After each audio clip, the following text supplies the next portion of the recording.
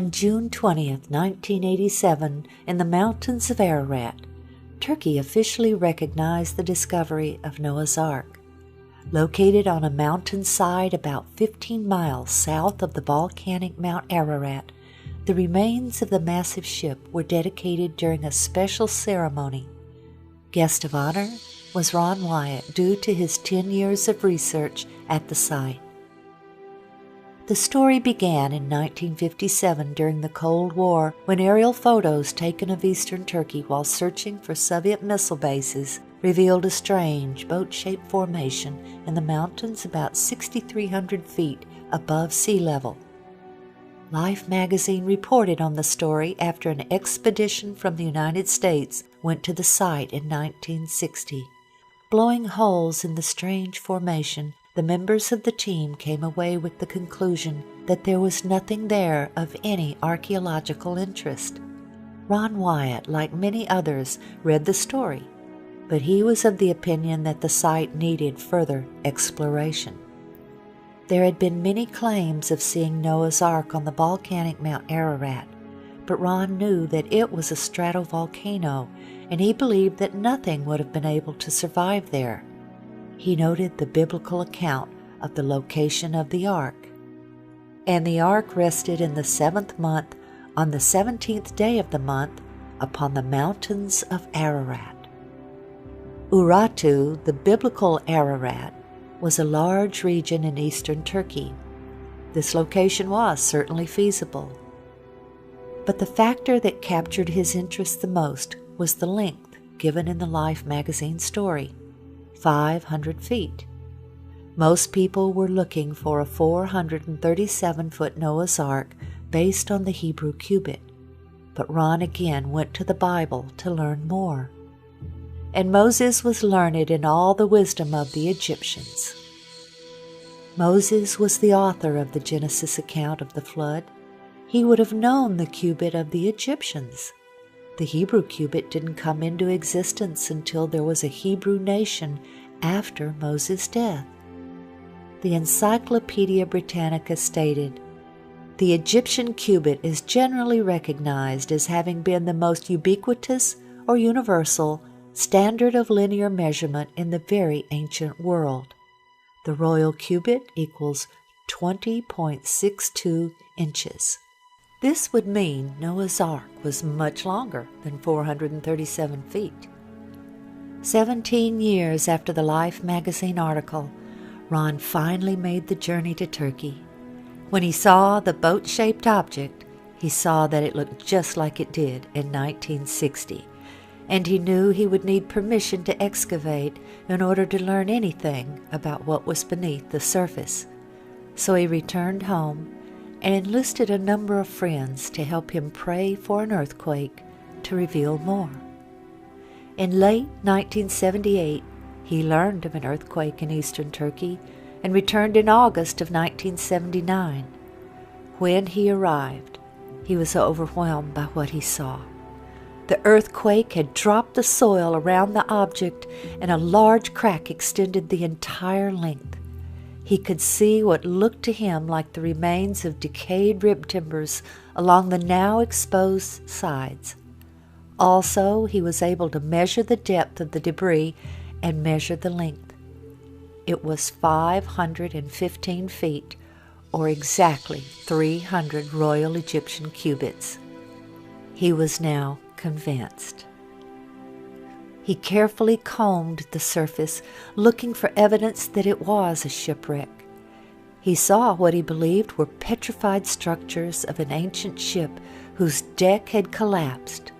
He saw what looked like deck joists and deck support timbers. Of particular interest was the fact that the ship appeared to be impaled on a large outcropping of limestone. He concluded that this indicated that the ship had slid into the rock from another location.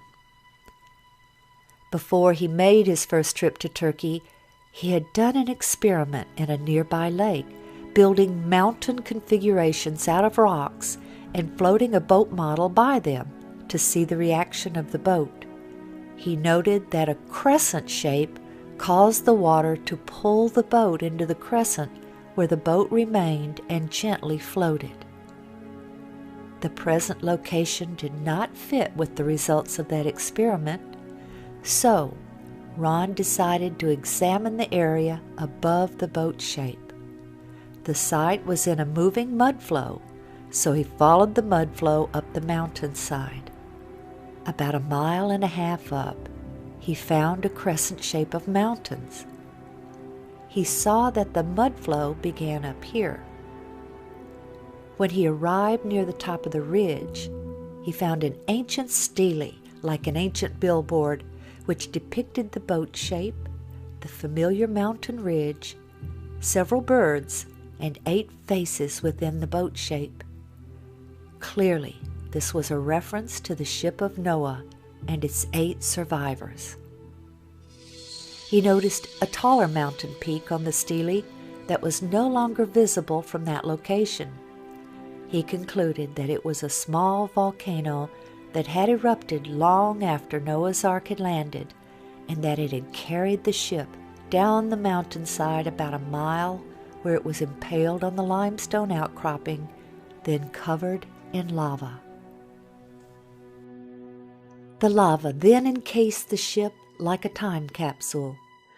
The volcano then collapsed after expending its lava and was no longer visible. He then theorized that as the lava began to decay, water seeped in and allowed the remains to be petrified or fossilized by the process called mineral replacement. Molecule by molecule would be washed away from the remains and replaced by molecules from the objects and substances above it. As he examined the area within the crescent shape, he found a large section, 120 by 40 feet, approximately, of what appeared to be fossilized wood in the ground. He believed this to be the bottom of the ship, the original landing site. His conclusion was that when the floodwaters subsided, the ark sank into the muddy earth. This held the ship upright. Then God sent the wind to dry the face of the earth. The portion of the ship that sank into the mud was now firmly embedded in the ground. Many years later, when the lava carried the ship down the mountain, the main body of the ship was ripped loose. Only this section remained in their original location. Around this area that Ron believed to be embedded petrified wood, he found specimens of rock which looked very unique to him. He took several samples, along with several specimens from the boat shape below. Back home, he sent them for analysis.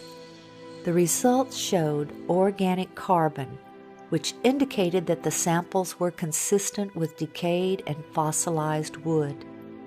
They also contained metals such as iron and aluminum. The analysis of the strange-looking rock Ron had found about 1.5 miles above the site by the bottom of the ship was clearly the most exciting. His initial analysis had shown it to be metals and not rock.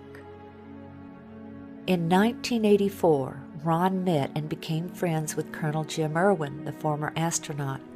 Colonel Irwin was searching for Noah's Ark on Mount Ararat, but he was very gracious and was interested in seeing the boat-shaped site. Ron had brought a metal detector to the site to see if there was a pattern of metal readings. In the presence of Colonel Irwin and others on his team, Ron employed the detectors. He found distinct metal lines down the entire length of the object, while no metal readings were obtained just outside of it.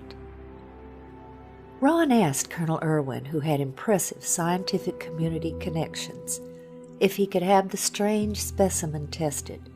Colonel Irwin sent the specimen to Los Alamos National Labs, where geophysicist John Baumgartner performed the analysis.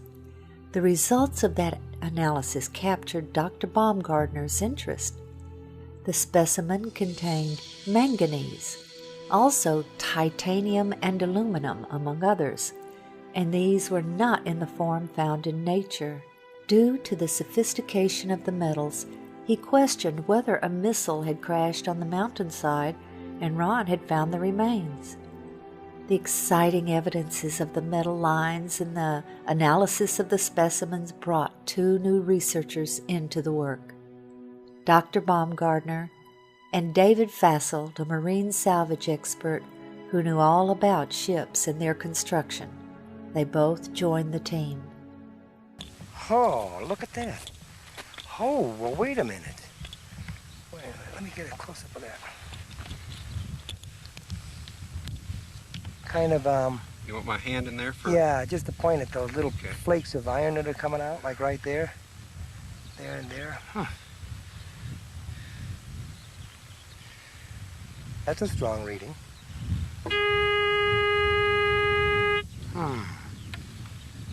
Well, I'd say those frames right there. Okay. Keep walking. Do you want a measuring tape to measure these things, how far apart they are?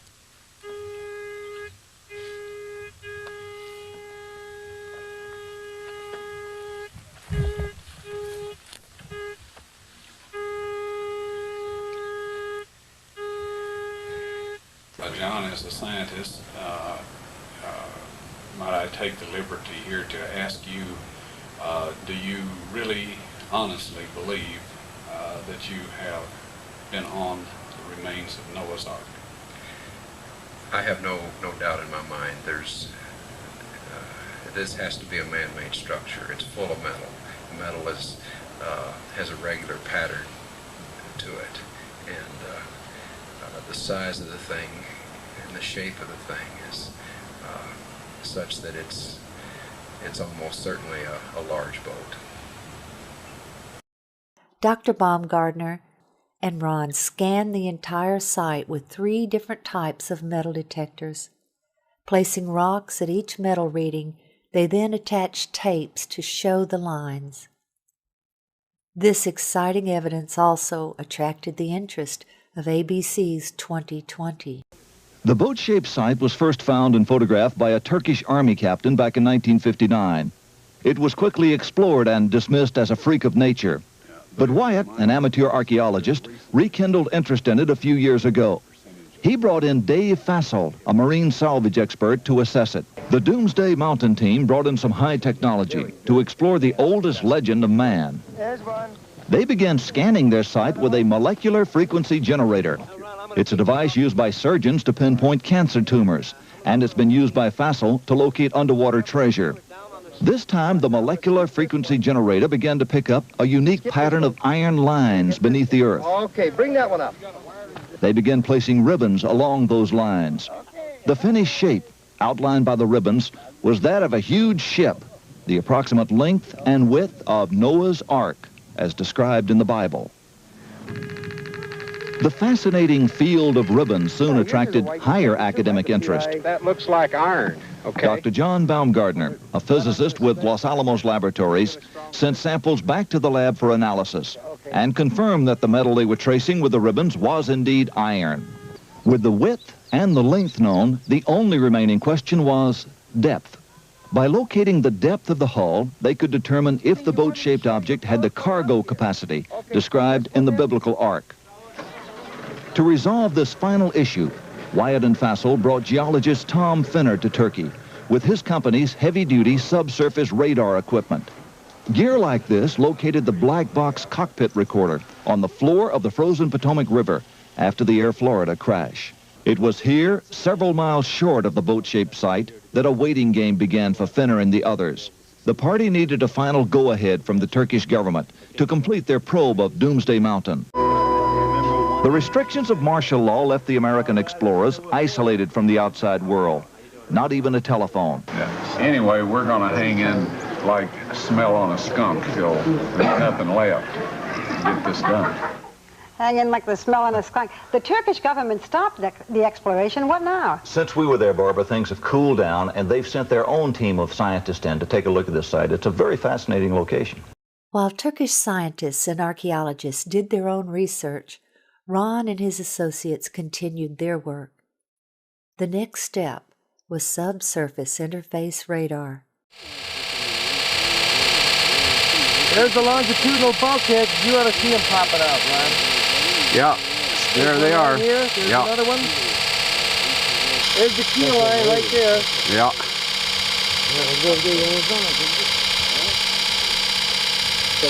Oh, Ron, the lines are there! The lines are there! Okay, we're gonna walk over, Yeah, let's walk. take a look. Leave it running so everybody knows that we're not cheating here, right? You got it, Colby. Okay, now, this is the west bulkhead. Okay, can you look through there and... All right, This is the west bulkhead. all right. That was over there. And he walked easterly. Here we start getting the longitudinal bulkheads. Here, here, here, here, here, here, here, here. Okay. Here. You see there how it shows up? All right. The initial scans were very impressive, showing internal structure consistent with bulkheads and rooms. But to be sure they were interpreting the data correctly, Ron took the scan printouts to Geophysical Survey Systems, the developer and manufacturer of the radar.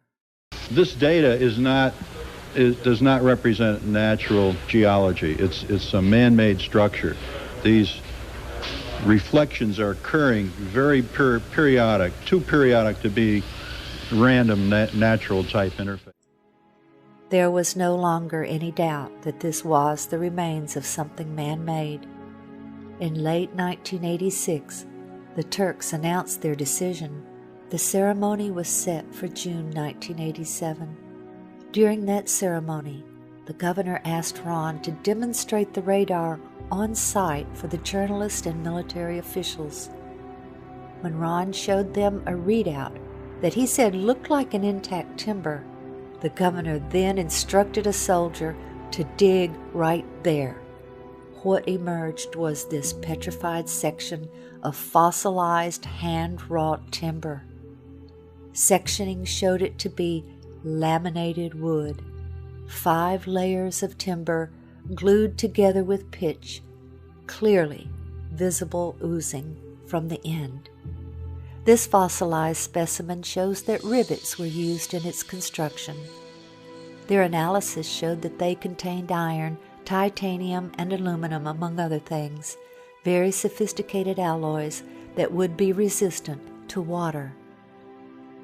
Specimens falling out from the lower end of the ship, identified as slag by an expert in metallurgy, indicated to Ron that Noah filled the hull with slag material from his metal production of the fittings used to build the Ark. More complete radar scans revealed a ship, although damaged and collapsed in places, of very intelligent, modern design with a ramp system at the door which led to each level. In 1990, Ron performed what he called a mini excavation, where he took shovels and bent the blades into a giant razor. He and his associates then shaved off a very thin layer from one section, smoothing it to show the color difference between the structure members and the matrix.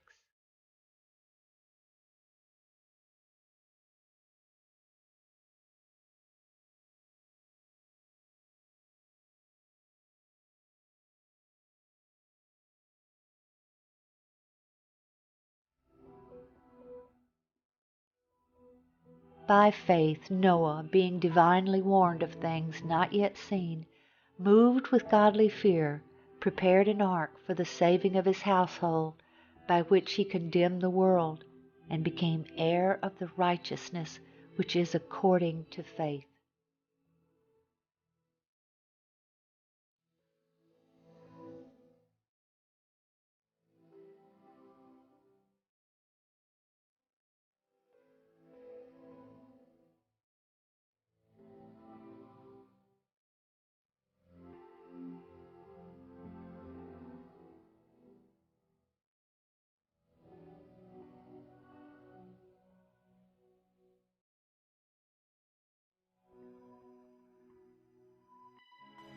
For as in the days before the flood, they were eating and drinking, marrying and giving in marriage, until the day that Noah entered the ark, and did not know until the flood came and took them, so also will the coming of the Son of Man be.